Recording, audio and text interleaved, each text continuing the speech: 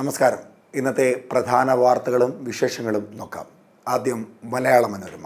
മലയാള മനോരമയിൽ ഇന്നത്തെ ഏറ്റവും പ്രധാനപ്പെട്ട വാർത്തയായി നൽകിയിട്ടുള്ളത് ലഹരി വിപത്ത് വരുന്നു, കേരള മോഡൽ പ്രതിരോധം കോട്ടകെട്ടും പടികടത്തും എന്ന തലക്കെട്ടോടുകൂടിയുള്ള വാർത്തയാണ്. കർമ്മ പദ്ധതി തയ്യാറാക്കാൻ സർക്കാർ സമിതി, ജനങ്ങളെ ഏകോപിപ്പിച്ച് അതിശക്ത പ്രചാരണം എന്നുള്ളതാണ് അതിൻ്റെ ഉപതലക്കെട്ടുകളായി നൽകിയിട്ടുള്ളത്. ലഹരി വിപത്തിനെ ചെറുക്കാൻ സംസ്ഥാന സർക്കാർ നാടൊന്നാകെ പ്രതിരോധമൊരുക്കും. എല്ലാ വിഭാഗം ജനങ്ങളെയും വിവിധ വകുപ്പുകളെയും സ്ഥാപനങ്ങളെയും ഏകോപിപ്പിച്ച് ഏപ്രിൽ മുതൽ അതിശക്തമായ പ്രചാരണ പരിപാടി ആരംഭിക്കാൻ മുഖ്യമന്ത്രി പിണറായി വിജയൻ വിളിച്ചു ചേർത്ത മന്ത്രിമാർ, ഉന്നത ഉദ്യോഗസ്ഥർ എന്നിവരുടെ യോഗം തീരുമാനിച്ചു. ചീഫ് സെക്രട്ടറി അധ്യക്ഷനായി വിവിധ വകുപ്പുകൾ ഉൾപ്പെട്ട സമിതി ലഹരി വിരുദ്ധ കർമ്മ പദ്ധതിയുടെ രൂപരേഖ തയ്യാറാക്കും. സ്കൂളുകളിലെ ലഹരി വിരുദ്ധ ബോധവൽക്കരണം LP ക്ലാസുകൾ മുതൽ ആരംഭിക്കുവാൻ മുഖ്യമന്ത്രി നിർദ്ദേശം നൽകി. അതിന് വലതുഭാഗത്തായി ജോസഫ് മാർ ഗ്രിഗോറിയസിൻ്റെ സ്ഥാനാരോഹണം ഇന്ന് എന്ന വാർത്തയ്ക്ക് പ്രാധാന്യം നൽകുന്നു. ചടങ്ങുകൾ ഇന്ത്യൻ സമയം രാത്രി 8:30 മുതൽ. മധ്യപൂർവ്വ ദേശവുമായുള്ള വിശ്വാസപരവും ചരിത്രപരവുമായ ബന്ധം വിളംബരം ചെയ്ത കേരളത്തിലെ യാക്കോബായ സഭയുടെ പുതിയ ശ്രേഷ്ഠ കത്തോലിക്ക ബാവയായി ജോസഫ് മാർ ഗ്രിഗോറിയസിൻ്റെ സ്ഥാനാരോഹണം ഇന്ന് എന്ന വാർത്തയ്ക്കാണ് വലിയ പ്രാധാന്യം നൽകുന്നത്. അദ്ദേഹത്തിൻ്റെ ചിത്രവും അതിനോടൊപ്പം നൽകിയിട്ടുണ്ട്. അതിന് താഴെ അനധികൃത സ്വത്ത് സമ്പാദന ആരോപണം, അജിത് കുമാറിനെതിരെ തെളിവില്ലെന്ന് വിജിലൻസ്. അനധികൃത സ്വത്ത് സമ്പാദന ആരോപണത്തിൽ ADGP MR അജിത് കുമാറിനെതിരെ തെളിവില്ലെന്ന വിജിലൻസ് ഡയറക്ടറുടെ റിപ്പോർട്ട്. അന്തിമ റിപ്പോർട്ട് സർക്കാരിന് നൽകി. PV അൻവർ ഉയർത്തിയ ആരോപണങ്ങളിലാണ് അന്വേഷണം നടത്തിയത്. അതിന് താഴെയായി ഇടതുഭാഗത്ത് വീട്ടിൽ നോട്ട്, ജഡ്ജിക്കെതിരെ നടപടിയുമായി കൊളീജിയം, ജസ്റ്റിസ് വർമ്മയെ മടക്കി അയക്കും എന്നുള്ളതാണ് ആ വാർത്തയുടെ തലക്കെട്ട്. അലഹാബാദ് ഹൈക്കോടതിയിലേക്ക് അയക്കാൻ ശുപാർശ എന്നുള്ള ഒരു ഉപതലക്കെട്ട് കൂടി അതിനോടൊപ്പമുണ്ട്. ഔദ്യോഗിക വസതിയോട് ചേർന്ന സ്റ്റോർ മുറിയിൽ നോട്ട് കെട്ട് കണ്ടെത്തിയതിൽ അന്വേഷണം നേരിടുന്ന ഡൽഹി ഹൈക്കോടതിയിലെ ജസ്റ്റിസ് യശ്വന്ത് വർമ്മയെ അലഹാബാദ് ഹൈക്കോടതിയിലേക്ക് മടക്കി അയക്കുവാൻ കൊളീജിയം ശുപാർശ ചെയ്തു. അലഹാബാദ് ഹൈക്കോടതി ബാർ അസോസിയേഷന്റെ എതിർപ്പ് മറികടന്നാണ് സ്ഥലം മാറ്റിക്കുവാനുള്ള ശുപാർശ കൊളീജിയം കേന്ദ്ര സർക്കാരിന് നൽകിയത്. അതിന് ഇടതുഭാഗത്ത് ഡോക്ടർ സെൽവരാജൻ്റെ മെത്രാഭിഷേകം ഇന്ന് നെയ്യാറ്റിൻകരയിൽ നിന്നുള്ള വാർത്തയ്ക്ക് ഇടം നൽകുന്നുണ്ട്. വലതുഭാഗത്ത് അലഹബാദിൽ അനിശ്ചിതകാല സമരം എന്ന വാർത്തയ്ക്കും ചെറിയ കോളത്തിൽ ഇടം നൽകുന്നുണ്ട്. താഴെ MP-മാരുടെ ശമ്പളവും പെൻഷനും 24% കൂട്ടി. 2023 ഏപ്രിൽ 1 മുതൽ മുൻകാല പ്രാബല്യം.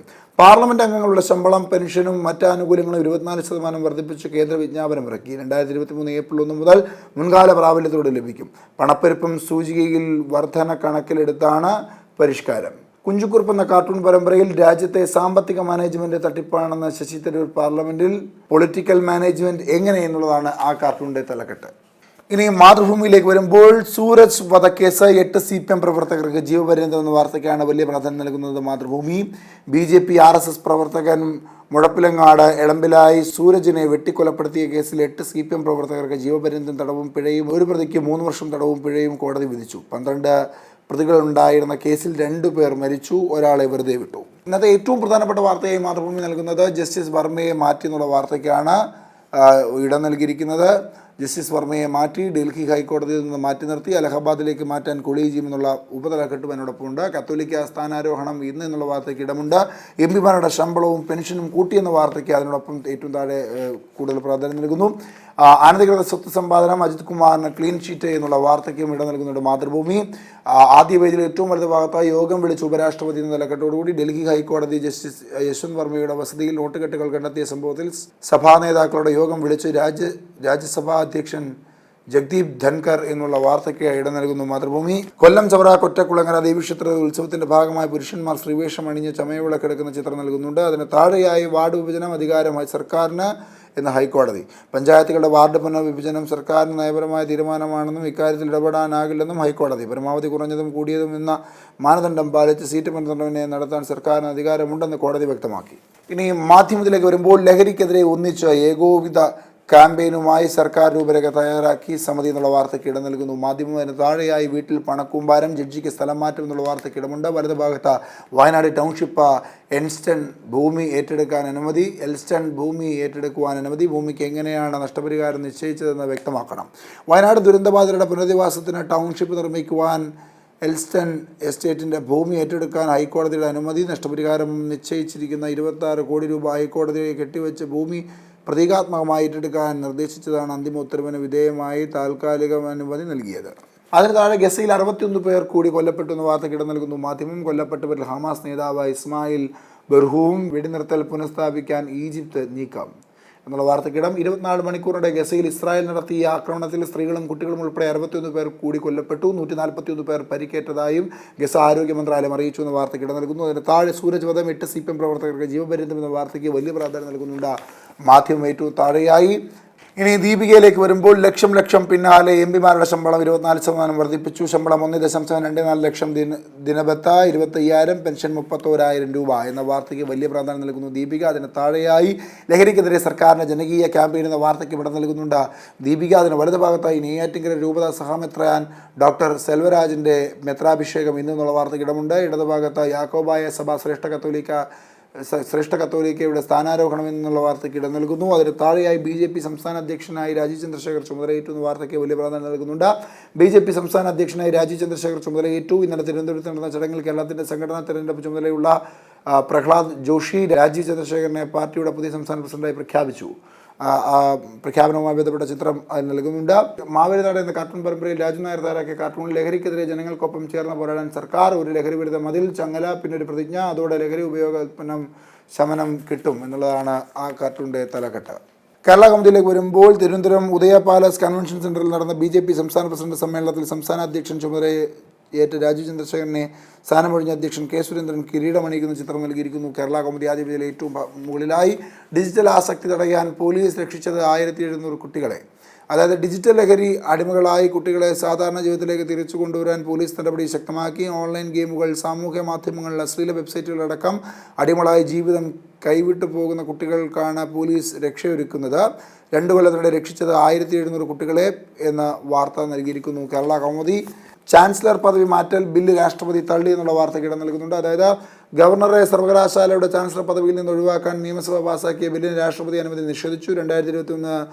2021 യൂണിവേഴ്സിറ്റി അപ്പലന്റ് ട്രിബ്യൂണൽ നിയമ ഭേദഗതി ബില്ലും തള്ളി എന്നുള്ളതാണ് ഏറ്റവും പ്രധാനപ്പെട്ട വാർത്തയായി കേരള കൗമുദി നൽകുന്നത്. അതിന് താഴെയായി വിഘ്നേഷിന് താരോദയം, മനം നിറഞ്ഞ അച്ഛനും അമ്മയും എന്ന തലക്കെട്ടോടുകൂടി അച്ഛനും അമ്മയും ഉറങ്ങിയില്ലേ, കളി കഴിഞ്ഞ് പുലർച്ചെ 2 മണിക്ക് വിഘ്നേഷ് വിളിച്ചു, സന്തോഷം കൊണ്ട് ഉറക്കം വരുന്നില്ല മോനെ. അമ്മ ബന്ധുവിൻ്റെ വാക്കുകൾ മുറിഞ്ഞു. വിലയേറിയ ക്രിക്കറ്റ് കിറ്റ് വാങ്ങിക്കൊടുക്കാൻ തനിക്ക് പണമില്ലാത്തതിനാൽ ബാറ്ററാകണമെന്ന മോഹം മാറ്റിവെച്ച മകൻ്റെ നേട്ടത്തിന് പിതാവ് സുനിൽകുമാറിന് വാക്കുകൾ പുറത്തേക്ക് വന്നില്ല എന്നുള്ള വാർത്തയ്ക്ക് വലിയ ഒരു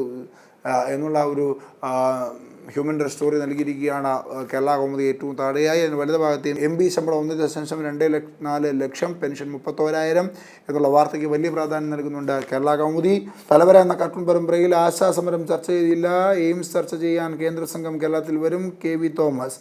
പുട്ടും കടലയും മാത്രമാകരുത് നമ്മുടെ എയിംസ്, ട്യൂഷനില്ല മുറിച്ചു വെച്ച് തുമ്പപ്പൂ ചോറ് വിളമ്പി ആശിച്ച കറിയെല്ലാം ഒരുക്കി വയ്ക്കാം എന്നുള്ളതാണ് ആ കാർട്ടൂണിൻ്റെ തലക്കെട്ട്.